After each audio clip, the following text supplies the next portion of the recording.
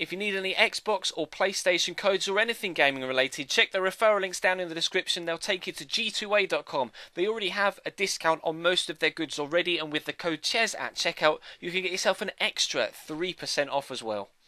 If you need...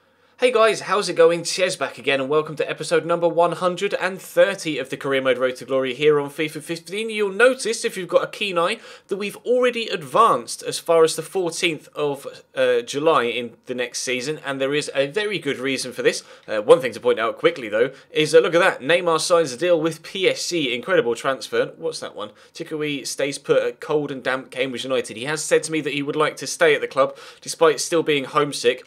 But the main thing that, or the main reason why I've advanced as far as I have is obviously we had a remainder of our budget left last season, and it was said to me in the comment section, put it all in wage budget, give it all to one player, and then try and sell them on in the next season and then recoup that money via the wages. Now, I've tried to do that multiple times in the future, and it's never worked for me. Obviously, just trying it in this series without saving to see if it worked. The first time it didn't, but I gave it another go, and it did. The player I was able to move on was Kieran Westwood, the goalkeeper. So, obviously, we've had our youngsters come in, the new goalkeepers. We've actually got two new young goalkeepers in at the club, one of which is 73/74 rated already. So, he'll take over the first team role. Kieran Westwood is gone, which means we have about 15 million to spend with £73,000 worth of wage budget, which is more than what we had previously assigned to us. I'll show you. Here is confirmation then that Kieran Westwood went to Lille for 2.3 million. And where is the... I'll just quickly scroll so we don't spoil the rest of it. But the season objective is, or season's budget, there we go. I got given 7 million. With a wage budget of 35,000, and we obviously have now managed to up that to 15 million with a wage budget of 73,000.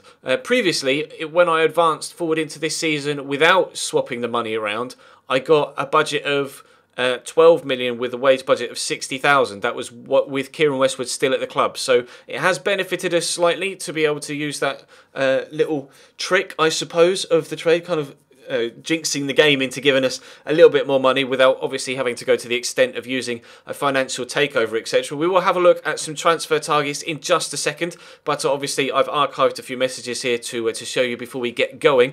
Kieran Westwood is gone. Obviously that we've had Toko come in, the CDM, on a pre-contract. We've had Alvaro Vidillo come in from Betis, the right side of midfielder, and we've had Cresswell as well, the left back, come in from West Ham United.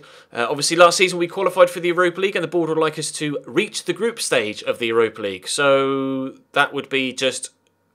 We've already reached the group stage by being in it, so I'm not really too sure why that was the objective, to be completely honest. So we've beaten one objective already. The performance from last season was, well, they were delighted with how we did. Obviously, we initially had the target of avoiding relegation last year, and to get some more money out of the board, we said we'd qualify for Europe in January, and we were able to do that. So congratulations to the squad for that, and obviously they were very pleased with the cup run we went on. Also, league objective this year again is to avoid relegation, which is a little bit unambitious, to be completely honest, considering the the performance we put in last year to finish 5th in the league. But we'll take it. It means we're definitely going to achieve what the board want of us, and they'd like us to reach the round of 32 in the cup as well. Obviously, we currently sit 3rd in the table, which is brilliant. And it was Cardiff, Nottingham Forest, and it was Norwich, I believe, that joined us from the playoffs in the previous season, although it may have been Hull. I can't quite remember. I do apologise.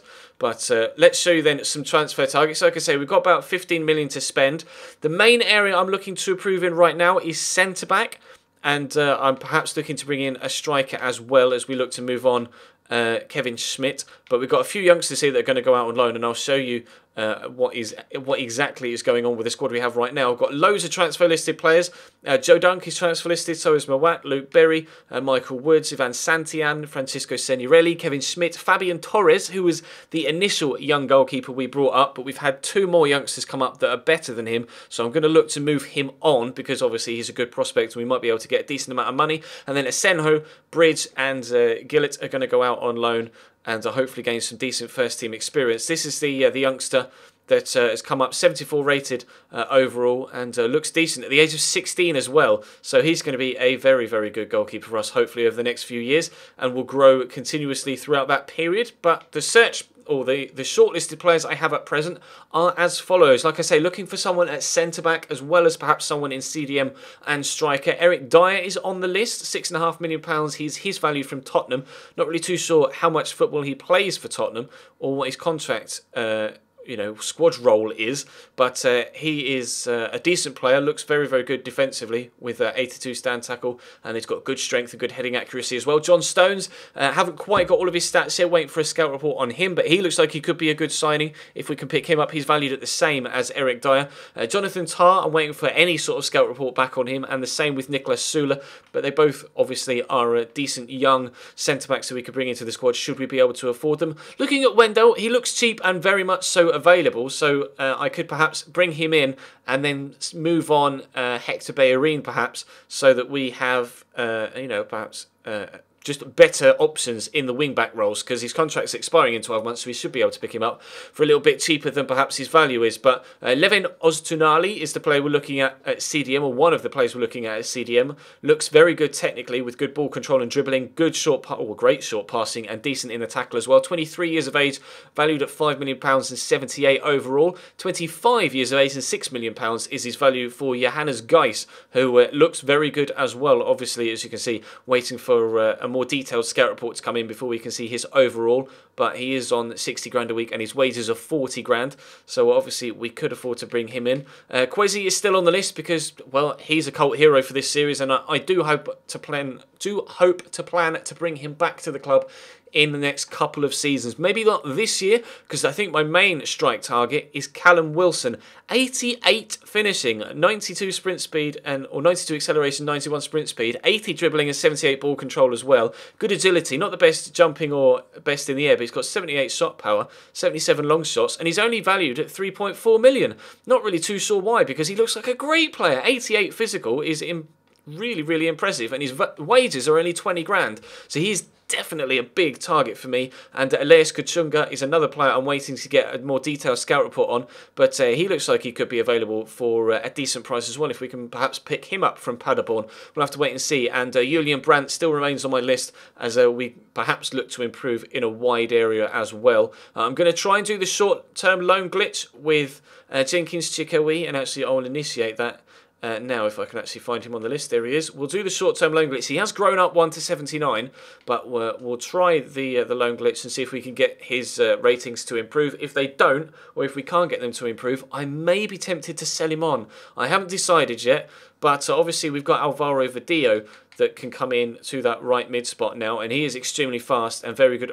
He's extremely fast and very good on the ball as well. So 88 ball control, 91 dribbling. So we'll have to wait and see with that right mid spot. Really not sure what the future of Jenkins Chikoe is. He's still homesick, I believe. I'll check via the squad report so we can actually see. But he has said that he wants to stay. But we'll have to wait and see. No, apparently he is now happy, so that's fair enough. So we'll have to wait and see what happens with him. But that is going to bring this Transfer Targets episode to a close. Obviously, feel free to throw me as many suggestions as you want in the comment section down below. Like I say, bear in mind we don't have a massive budget, only £15 million. I should be able to up that by, I don't know, another 3 million perhaps, if we can sell everybody on here. Maybe around about another 2 to 3 million. So we'll have to wait and see what happens over the next couple of episodes. But I'm really excited about this season. Obviously, we're playing in Europe as well, which is going to be massive for us. So really looking forward to that. Only 2 friendlies, though, for some reason this season, which is fine. I guess it means we can get to the league season quicker. And we start with a game against Villa and then Liverpool and Stoke on deadline day. No European groups have been drawn yet, so unfortunately I can't show you the group. But obviously, as soon as it's available, I will do. But that is going to bring today's episode to a close. Thank you very much for watching. Drop the video a like if you enjoyed. Subscribe if you haven't already. Let me know your transfer suggestions in the comment section down below, and I'll see you next time.